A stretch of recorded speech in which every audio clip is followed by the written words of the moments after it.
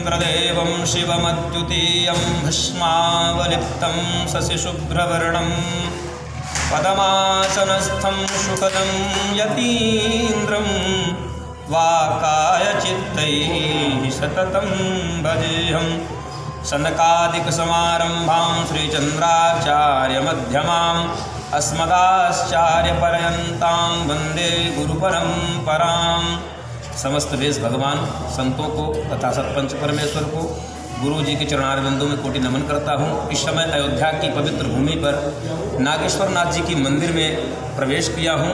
वहाँ मंदिर के गर्भगृह में भगवान के पवित्र शिवलिंग का दर्शन के उपरांत यहाँ के विप्र देवताओं के मध्य में आकर के उनको प्रणाम निवेदित करता हूँ और उन ब्राह्मण देवताओं के माध्यम से यहाँ के महत्व के बारे में और यहाँ की क्या कृपा है ईश्वर की और इस शिवलिंग का क्या इतिहास है उस संबंध में आचार्य जी आपसे निवेदन करता हूँ। आप दो शब्दों में हम लोगों को अनुग्रहित करें। रामाय रामभद्राय रामचंद्राय वेदसे रघुनाथाय नाथाय सीताया पतये नमः। प्रभु श्री राम की नगरी में भूत भावन भगवान भोलेनाथ नागेश्वर नाथ जी स्वयं प्रकट हैं।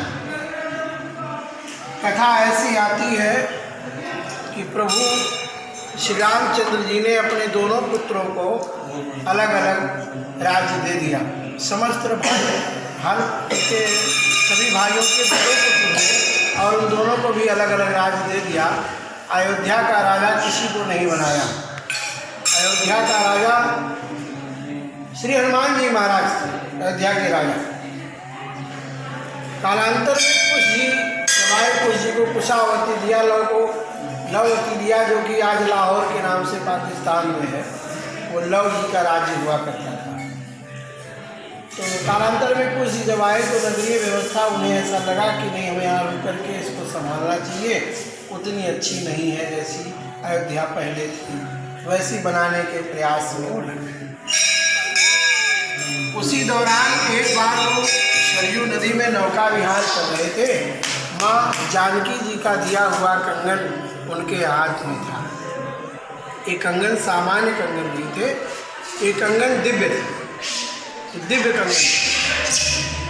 इन आभूषणों को माता अनुसुईया ने लिया था चित्रकूट प्रयागराज में श्री किशोरी जी। तो उनके हाथ में जब वो वाल्मीकि आश्रम रही तो वही दो कंगन जो सुहाग की निशानी है वही उनके हाथ में था। तो लव और कुश वाल्मीकि जी के आश्रम में उत्पन्न हुए तो उनको वहाँ पर दोनों पुत्रों को एक एक कंगन माता ने अपना भेंट किया था। वही कंगन जो माँ की निशानी थी वो कुश जी के हाथ में थी, वो सरयू जी में गिरा। कंगन गिर गया तो कुश जी ने बहुत ढूंढा उस कंगन के लिए, क्योंकि कंगन का महत्व तो बहुत बड़ा है। वो माँ का जो है निशानी था, माँ की पहचान। तो उस कंगन के लिए जो है कुश जी ने बहुत प्रयास किया तो नहीं मिला। तो दिव्य दृष्टि से जब देखा, ध्यान लगाया तो उस काल में सरयू नदी में कुमुद नाम का एक नाग रहता और उसकी बिटिया थी कुमुदनी। उसी को कंगन मिला था, उसने अपनी बिटिया कुमुदनी को दे दिया था। कुमुदनी उस कंगन के साथ खेल रही थी। कुश जी ने जब ये देखा तो उन्हें क्रोध आया कि हम इतनी देर से ढूंढ रहे हैं, पूछ रहे हैं, ये बता नहीं रहा है, ये तो महान दुष्ट है, इसको बताना चाहिए कि मेरे पास कंगन है। अब चूंकि अब आप सोचेंगे कि सांप काहे बताने लगा, सांप काहे बताने लगा, वो काहे बताएगा। देखो समझो, उस जमाने में सांप भी सामान्य सांप नहीं हुआ करते थे, ये सब दिव्य है। ये चाहे तो रूप बदल ले, ये चाहे तो जहाँ चाहे वहाँ आ जा सकते थे। इन्हें मनुष्य की भाषा और मनुष्य को इनकी भाषा दोनों आती थी। अभी ज़्यादा दिन नहीं हुए विक्रमादित्य जी को गए, इनके 9 रत्नों में एक रत्न ऐसे थे जो पशु पक्षी की भाषा के जानकार थे और पशुओं से पक्षियों से बात करते थे उनकी भाषा में। तो अभी ज़्यादा दिन तो नहीं हुआ इस विज्ञान को लुप्त हुए, अब तो लुप्त प्राय कोई नहीं दिखता ऐसा कि पशु पक्षी से बात करेंगे। है अभी भी है, हाँ होंगे मेरी जानकारी में। जी जी जी जी। तो मैं निवेदन कर रहा था कि सर्प जो है उस पर क्रोध किया है, तो उन्होंने उसको डांटा, और जब उसको डांटा तो तामसी स्वभाव हो तो उग्र हो गया, बिल्कुल क्रोधान्वित हो गया, लगा कि भी खा ही जाएगा, डस ही लेगा। तब कुश जी ने अस्त्र का संधान किया और उस पर अस्त्र चलाना प्रारंभ किया। फिर कुमुद भी अपनी पूरी शक्तियों के साथ उनके अस्त्रों को काटता गया, लड़ता गया। अंत में कुमुद घायल हो गया।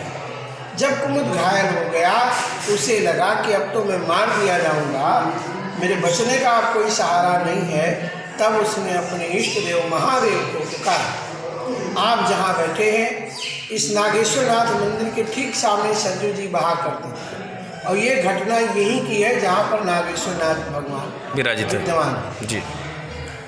यहीं पर भगवान शिव प्रकट जी। प्रकट होकर के पहले तो उन्होंने युद्ध को विराम कराया, उस चीज को रोका तो वो मान गए। और इधर कुमुद से भी तो फिर सारी बातें जानी उन्होंने, तो उन्होंने कहा कुमुद से भाई कंगन दे दो, वापस करो।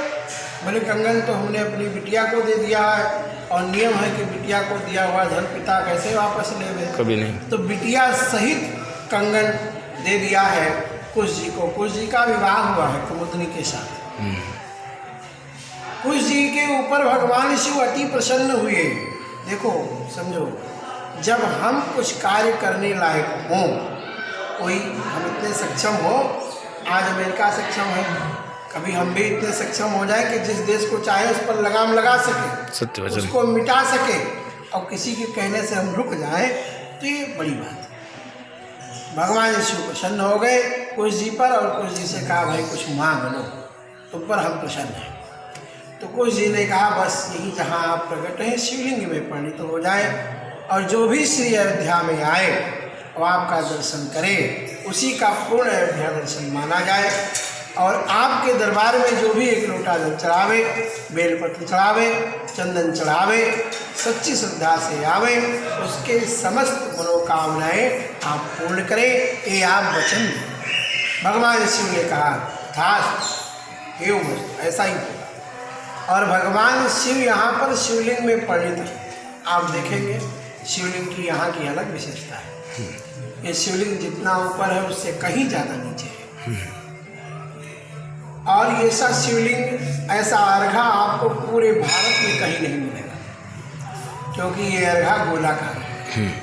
आप ध्यान से देखें, गोलाकार अर्घा नहीं होता शिव जी का।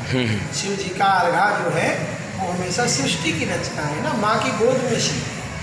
तो शिवलिंग का मतलब क्या? शिवलिंग मतलब एक चिन्ह, लिंग मतलब पहचान, चिन्ह, पुल्लिंग स्त्रीलिंग। ऐसे ही ये शिवलिंग है, शिव का पहचान है, शिव का द्योतक है। लिंग माँ की गोद में, पार्वती जी की गोद में शिवलिंग है, यही पूरी सृष्टि है। और यहाँ पर गोलाकार है। तो इस प्रकार से भगवान शिव यहाँ पर विराजमान है। जो भी यहाँ आते हैं भगवान शिव की प्रार्थना करते हैं, भगवान शिव उन्हें आनंद आशीर्वाद देकर के भेजते हैं। यहाँ आने वाला कभी खाली नहीं है। तो ये हमारे आचार्य जी हैं। आचार्य जी आपका नाम? मेरा नाम आचार्य विजय है। जी जी, जो मुझे पहले पूछना चाहिए था, मैं बाद में पूछ रहा हूँ फिर भी। और आपका संपर्क सूत्र क्या है, आप दर्शकों को बताएं। जैसे कभी कोई व्यक्ति यहाँ आए तो आपसे संपर्क करके यहाँ। हाँ, 82 99 49 0697। जी, आचार्य जी के माध्यम से हम सभी ने यहाँ के वर्णन के बारे में सुना। वैसे सामान्यतः शिव शब्द का अर्थ होता है कल्याण, और लिंग मतलब परिचय, यानी कल्याण का जो परिचय है उसका उन्होंने परिचय बताया। यानी शिव के द्वारा यहाँ कैसे कल्याण हुआ है जनमानस का, भक्तों का, यह परिचय आचार्य जी ने बताया है। और यह दिव्य स्थल अयोध्या के पवित्र स्थान में उत्तर दिशा में बहती हुई भगवती सरयू के आंसू तटे, उनके तट के किनारे में ही है। तो आप कभी भी आएँ तो यहाँ दर्शन करें। और आचार्य जी का बहुत बहुत साधुवाद मैं प्रेषित करता हूँ। और दर्शकों, जैसे पूर्व में आचार्य जी ने अपने शब्दों में 2 शब्द कहे कि लाहौर को लौ ने संभाला। लाहौर हमारे उदासीन परंपरा के संतों की एक मुख्य, लाहौर उदासीन संप्रदाय के प्रवर्तक भगवत पाद श्री आदिगुरु शंकराचार्य जी, जो अविनाशी मुनि के बाद 139वें नंबर के आचार्य हुए।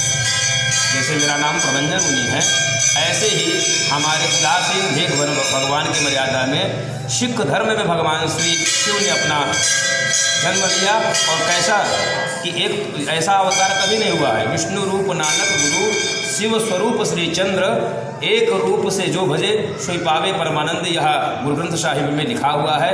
और गुरु ग्रंथ साहिब के अनुसार श्री चंद्र देवम शिवम द्वितीयम, साक्षात शिव का दूसरा अवतार माना गया। और पिता पुत्र के रूप में अवतार, माता सुलक्षणा के गर्भ से वह जैसे सामान्य बालक की उत्पत्ति होती है ऐसे उनका जन्म नहीं हुआ है। वह जब अपने माँ के गर्भ से निकले तो रक्त इत्यादि जेल इत्यादि कुछ नहीं था, भस्म लेपित और मांस का कुंडल मुद्रा और सुशोभित हो रहा था, ऐसा उनका दिव्य वो था। और सनकादिक की परंपरा जो है हमारे सनातन में, सनकादिक समारंभाम, जो भगवान श्री ब्रह्मा के मानस पुत्र सनातन सनत कुमार थे, उनके ही मानसिक सृष्टि में भगवान श्रीचंद्र जी का प्रादुर्भाव हुआ है। और उसको उदासीन संप्रदाय कहते हैं। उद मतलब ब्रह्म, आसीन मतलब स्थिति, जिसकी ब्रह्म में स्थिति होती है वही ऐसी चर्चा करते हैं। ये हमारे उदासीन भेद परंपरा की बात थी, इसलिए यहाँ आकर के हमने एक चर्चात्मक दृष्टि से आचार्य जी का हम अपनी तरफ से कोटि कोटि धन्यवाद और सभी दर्शकों के माध्यम से कोटि कोटि साधुवाद हम चाहेंगे प्रेषित करें। आप अपने कमेंट के माध्यम से अपना सुझाव दें और वीडियो को लाइक करें, चैनल को सब्सक्राइब करें। ऐसी ही और जानकारियाँ आचार्यजनों के माध्यम से आप सभी को मिलती रहेंगी। हर हर महादेव। चलिए।